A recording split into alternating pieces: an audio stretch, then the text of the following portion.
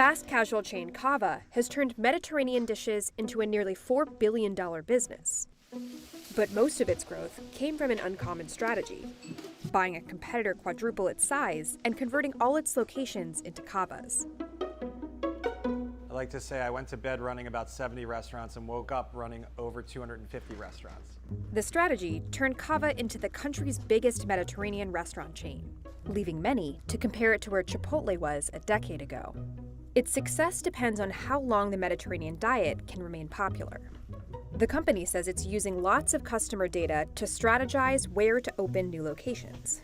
But now that Cava can no longer rely on an acquisition to scale up, how can it continue to grow at such an ambitious pace? Growth takes time, it's expensive, it's variable, and I think that's a little bit of coming down to reality. This is the economics of Cava.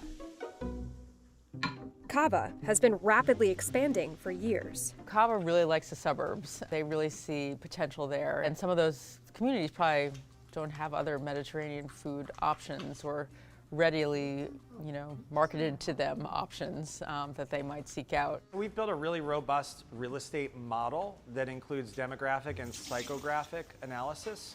And we then use mobile analytics to understand where our guests are coming from, where they're going, and then kind of create a DNA of our guest base. And then heat map that DNA across the country to then show us where we have the highest likelihood of success. In 2018, Cava bought Zoe's Kitchen, another chain of fast casual Mediterranean restaurants, for $300 million.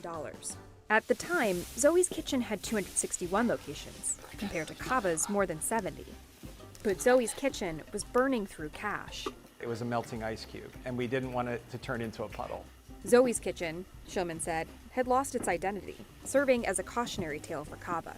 I think over time, Zoe's had lost its focus.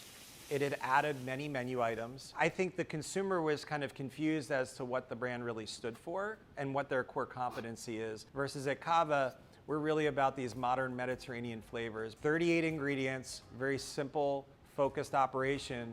Most of the new restaurants Cava opened from 2019 to 2023 came from converting existing Zoe's Kitchen locations. This meant Cava could scale faster and at half the cost of building new restaurants from scratch.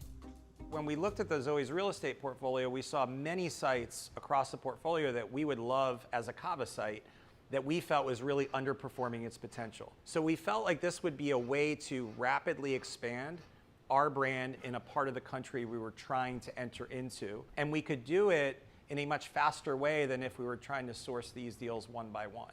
Cava converted its last Zoe's Kitchen in October 2023, which means that now it has to build new locations from the ground up.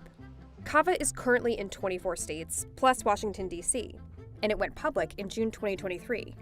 As it looks to grow, it hopes to capitalize on the rising popularity of the Mediterranean diet, which it hopes to appeal to a broad range of customers across the country.